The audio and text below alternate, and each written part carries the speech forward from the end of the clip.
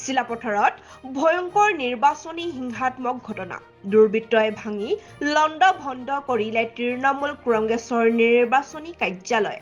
বৃহস্পতিবাৰে দিনৰ 2 বজাত বাতৰি সংগ্ৰহ কৰা তথ্য অনুসৰি চিলাপথাৰৰ কুলিবজাৰ স্থিত তৃণমূল কংগ্ৰেছৰ প্ৰাৰ্থী ঘনকান্ত চুতীয়াৰ নিৰ্বাচনী কাৰ্যালয় লণ্ড ভণ্ড কৰা অভিযোগ। ঘটনাৰ আঁৰত বিজেপিক দোষাৰোপ কৰিছে তৃণমূল কংগ্ৰেছৰ ৰাজ্যিক সম্পাদক ৰঞ্জিত ৰয়ে। আজি সংবাদ মাধ্যমৰ সন্মুখত টিএমচিৰ ৰাজ্যিক সম্পাদক ৰঞ্জিত ৰয়ে কয় যে কালি তৃণমূল কংগ্ৰেছে চিলাপথাৰত উলিওৱা এক বিশাল বাইক ৰেলীৰ পিছতে শংকিত হৈ পৰিছে সাহসীয় দল বিজেপি। ৰাইজে বিজেপিক নস্যাৎ কৰাত ভীতিগ্ৰস্ত হৈ এনে অগণতান্ত্ৰিক কাৰ্য সংঘটিত কৰিছে। বিজেপিয়ে যিকোনো সময়ত যিকোনো মানুহক গ্ৰেপ্তাৰ কৰিব পাৰে। ইফালে তৃণমূল কংগ্ৰেছৰ বেনাৰ পোষ্টাৰ ফালিলে ৰাইজে বিজেপিক ভোট নিদিয়ে বুলি তীব্ৰ প্ৰতিক্ৰিয়া প্ৰকাশ কৰি দোষীক শীঘ্ৰে কৰায়ত্বৰ দাবী জনায়।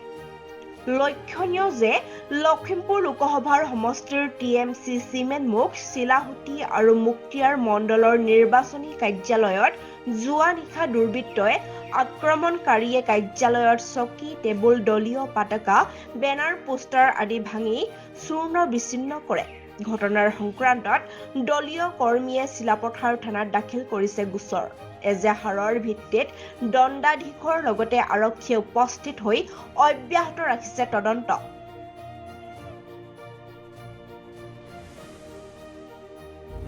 আপোনালোকে দেখিবলৈ পাইছে যে অসমত যোৱাকালি যিহেতু নিৰ্বাচনৰ প্ৰথম পৰ্যায়ৰ নিৰ্বাচনৰ সামৰণি পৰিছে, কিন্তু সামৰণিৰ দিনাখনে আমাৰ মমতা বেনাৰ্জী মহোদয়া শিলচৰত আহিছিলে আৰু আমাৰ ইয়াতো 3 শতাধিক বাইকাৰ্ছৰ এটা বাইক ৰেলী হৈছিলে।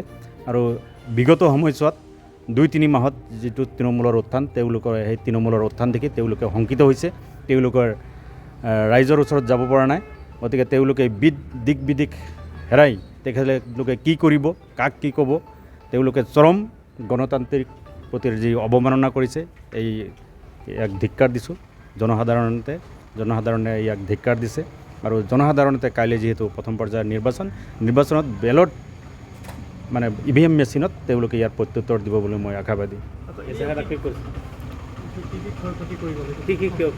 ক্ষয়ক্ষতিৰ ভিতৰত আমাৰ ইয়াত 50টা চকী আছিলে, 2খন টেবুল আৰু চাৰিওফালে এইখন আমাৰ টেণ্টৰ কাপোৰেৰে ইয়াত বেৰিকেড দিয়া আছিলে আৰু বেনাৰ পোষ্টাৰখিনি আছিলে, সেইখিনি ক্ষতি সাধন কৰিছে। এতিয়া নিশ্চিত ৰূপত বিজেপিয়ে হ'ব। ইয়াততো তেনেকৈ আৰু ফেচিবাদী যিখন চৰকাৰ, হিটলাৰী শাসন কোনে ইয়াত চলাই আছে, তেওঁলোকেই পাৰে। তেওঁলোকৰ দ্বাৰাই সম্ভৱ। তেওঁলোকৰ ওচৰত প্ৰশাসন আছে, সৰ্বস্তৰৰ ক্ষমতা তেওঁলোকৰ হাতত আছে। গতিকে তেওঁলোকে যিকোনো সময়ত যিকোনো মানুহক গ্ৰেপ্তাৰো কৰিব পাৰে।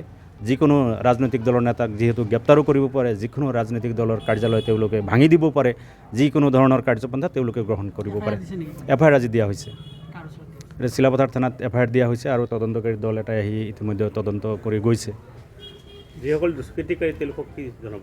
দুষ্কৃতিকাৰীসকলক তেওঁলোকে আমি সকীয়াই দিছোঁ। গতিকে কাৰোবাৰ কাৰ্যালয় ভাঙি যদি আপোনালোকে বিজয় হ'ব বিচাৰে, বিজয় সাব্যস্ত কৰিব বিচাৰিছে, এইটো ভুল ধাৰণা।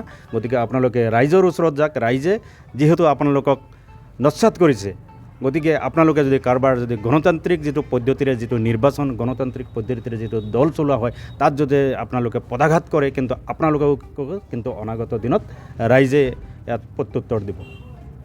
আমি ৰিচেণ্ট এতিয়া এটা ইনফৰ্মেশ্যন পাইছিলোঁ। আমিও আজি পলিং ডিউটিত আমি ব্যস্ত আছিলোঁ, তাৰ মাজতে ইনফৰ্মেশ্যনটো পালোঁ আমাৰ এটা থানাত FIR ৰেজিষ্টাৰ হৈছে বুলি গম পাইছোঁ। গতিকে আমি আহি দেখিছোঁ ইয়াত ভেণ্ডেলিজম অলপ হৈছে, বহুত চকী টকী ভাঙিছে আৰু অলপ এৰিয়াটো অলপ ৰাতি হৈছে বুলি লোকেলছৰ পৰা গম পাইছোঁ। বিশেষ ধৰিব পৰা নাই আমিও কি হ'ল কি নাই কেতিয়া হ'ল। বিভিন্নজনে কৈছে মাজৰাতিও হ'ব লাগে, আৰু তাতকৈ বেছি আমি ইনফৰ্মেশ্যন গেডাৰ কৰিব পৰা নাই। চাওঁ FIR ভিত্তিত হেৰিয়াই আমাৰ পুলিচে কি এনকুৱাৰী কৰে, তাৰপিছত গম পাম। ঠিক আছে।